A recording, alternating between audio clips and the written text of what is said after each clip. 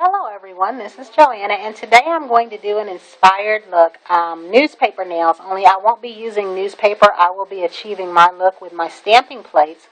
This video is inspired by Professional DQ, who was also inspired by Robin Moses. Robin Moses did some newspaper nails where she used some Chinese restaurant paper. Of course, she paints pictures on hers, and I'm not very good at painting. Professional DQ also paints her paperwork. And what I've done so far, I will explain to you. Since I can't pause my camera, I wanted to save time. I have used,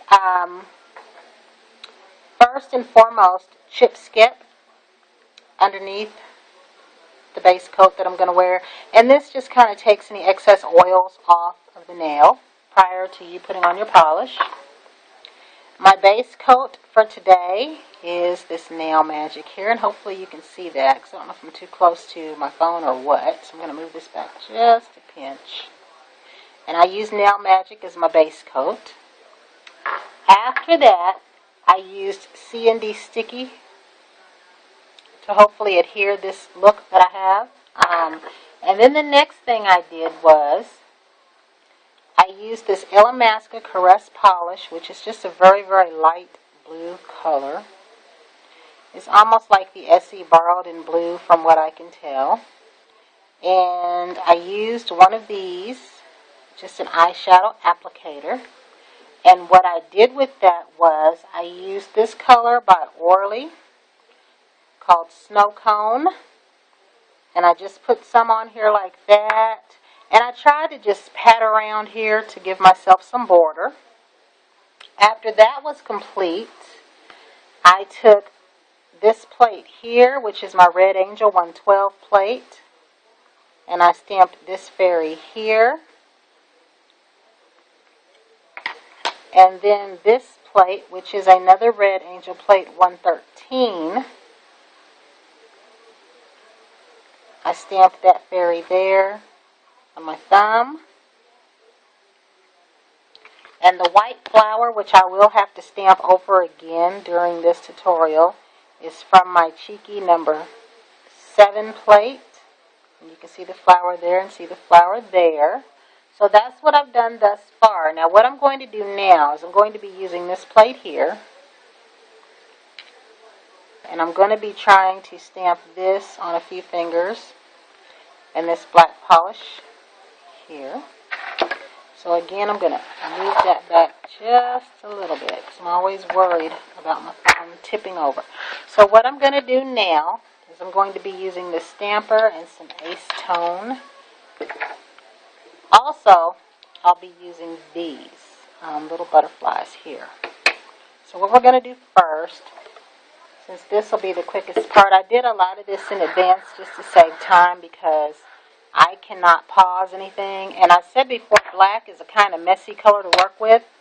So pardon anything that I have left over here. And I do have some leftover black residue on my hands, which I will be washing up when this is done. So let's see. I think I need a new bottle of black. I think my black is dried out. But I'm going to make the most of what we've got here. And I'm going to see what happens. Okay. So what I'm going to do is I'm going to start stamping that over everything. See that right there. Then, I don't have the pads that I like here. I have these little flat ones. I don't like these, so I'm trying to use them up. I don't like them at all. So I figure instead of wasting them, I've been taking a lot of the things that I don't like but that I can tolerate and trying to use them up, because I really don't like wasting any money I spend on anything. But when I purchased those, they looked like they were going to be thicker in the package than they actually were. And I like this Cheeky stamp. Is pretty big. You get good coverage on your finger. You get like your whole finger when you do that. It doesn't just stamp a part of it, because I would imagine I'm not very good at lining things up. Some things I am, but it's pretty difficult when you're stamping words if you have pieces missing to line that up. So let's see here. Okay,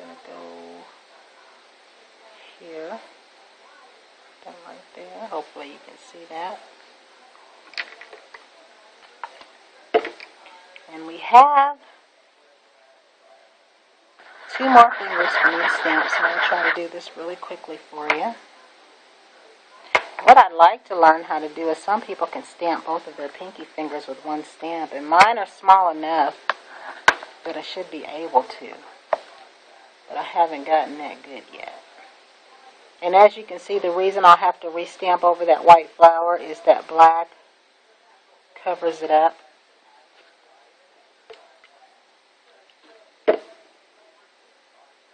And today will be the first day that I'll be working with Fimo.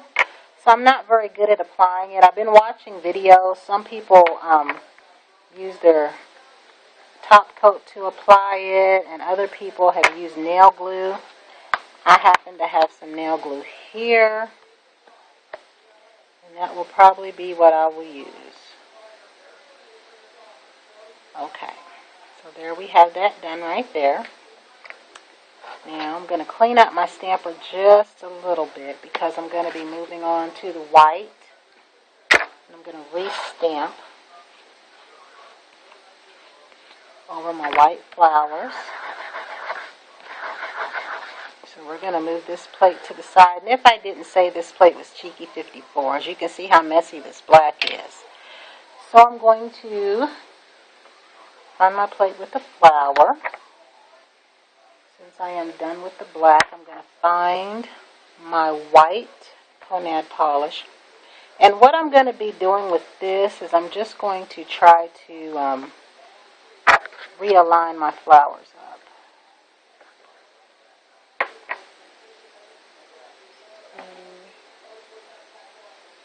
Okay, so I don't know what I just did with the stamper that I just had that quick.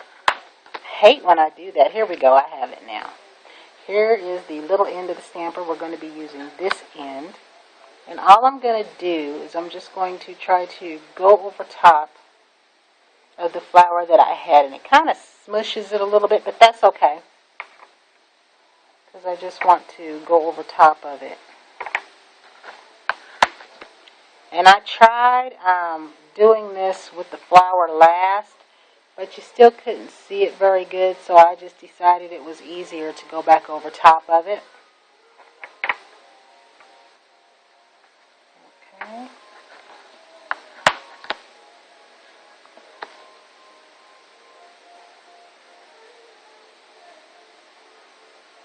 Okay, and there you go. It's kind of smushed, but it ends up working in the end. Now, I'm going to go around just a little bit. Try to clean some of this up. I don't like using acetone for this bit because it kind of turns your fingers white, but just to clean this up real quick, we will move to the next step. Now, this right here, these 2 fingers right here, I am going to add the pieces of Fimo, and as I said, I'm not very good at working with this yet. So, what I'm going to do is I'm going to use this nail glue here, and I've been using this dotting tool and this cuticle cutter, this smooth end, to kind of press this down.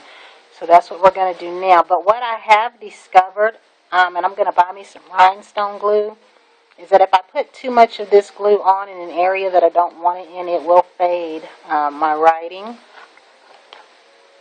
So what I'm going to do, I think this is either dried out or empty, but what I want to do is, I think I'm going to move to the polish, and we'll try it that way, because I don't think I'm going to get anything out of that glue. So what I'm going to do is I'm just going to put a drop of this polish here, and I'm going to do the same thing. A drop of this polish there, and a little bit on this dotting tool. And I'm going to place this butterfly here in the areas that I put that on. I'm just going to press down I know the videos that I've seen, the ladies that do this, they use a large amount of top coat first. So I might try that next time, but I'm kind of running out of this stuff.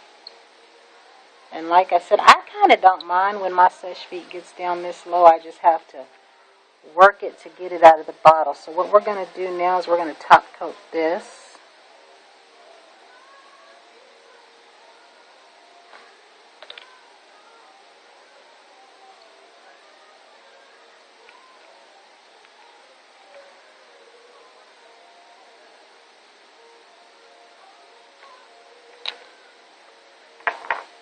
I am going to press that down just a little.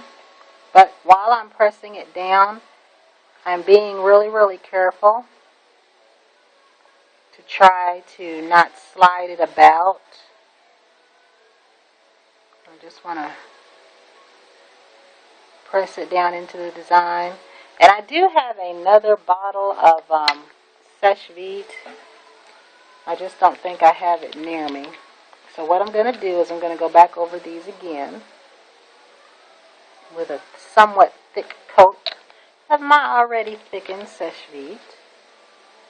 And this dries fast, so as long as I don't hit anything. And then the very last thing I did was I took some of my rhinestones and I just put a dot in this flower, in each flower.